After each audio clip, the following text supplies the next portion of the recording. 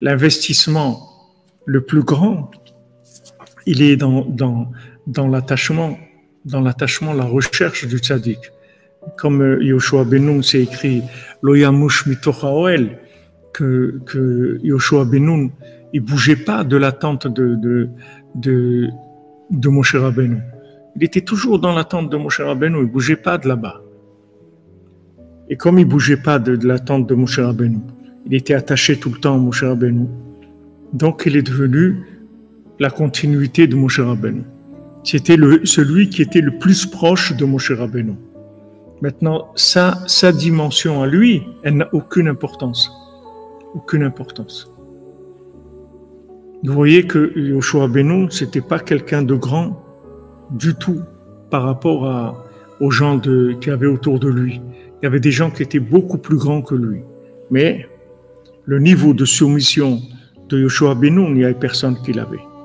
Comme le niveau de soumission de Rabbi Nathan, il n'y avait personne qui l'avait. Bien qu'il y avait des grands Breslevers, des très grands, Rabbi Yehoudel. Rabbi Yehoudel, c'était un très grand tzaddik, il faisait des miracles, il faisait des tikkunim incroyables. Il parlait avec Rabbeinu. Quand Rabbeinu est décédé, Rabbi Yehoudel, il continuait à voir Rabbeinu, à parler avec lui.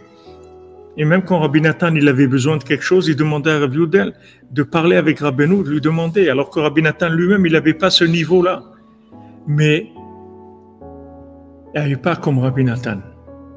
Dans la soumission à Rabbeinu, aucun élève avait ce degré de soumission-là. Et c'est ça qui a fait sa grandeur. Si vous avez compris ça, vous avez tout compris dans votre vie. Si vous avez compris ce que vous allez gagner par la soumission, vous allez grandir énormément. Seulement le problème, c'est l'ego, c'est tout. Les gens, ils ont de l'ego. Et comme ils ont de l'ego, c'est difficile pour eux de vivre en soumission. Les gens, ils préfèrent vivre en production locale, dans ce qu'ils sont eux-mêmes. C'est pour ça qu'il dit ici que tout, ils lui ont dit tout, toi et tous les gens que tu portes, et tout, c'est tout des poubelles. Pourquoi? Parce que tu les as rendus malades avec tes maladies à toi. Tu t'es présenté comme un maître. Tu n'es pas un maître du tout. Tu es un élève. Maintenant, dis-leur que tu es un élève. Ils vont te considérer comme élève. Et avec ça, tu ne leur fais pas passer le mal qui est en toi. Tu fais passer que le bien que tu as reçu de ton maître. Ouais, pas de problème.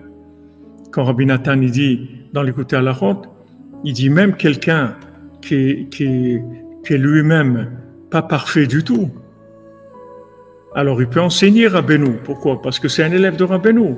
Maintenant, Rabbeinu, le fait qu'il est un élève, Rabbeinu, il va faire passer à travers lui ce qu'il a besoin de faire passer. Même si cette personne-là, elle est loin d'être parfaite. Mais si quelqu'un se présente comme un maître, ça veut dire qu'il est parfait.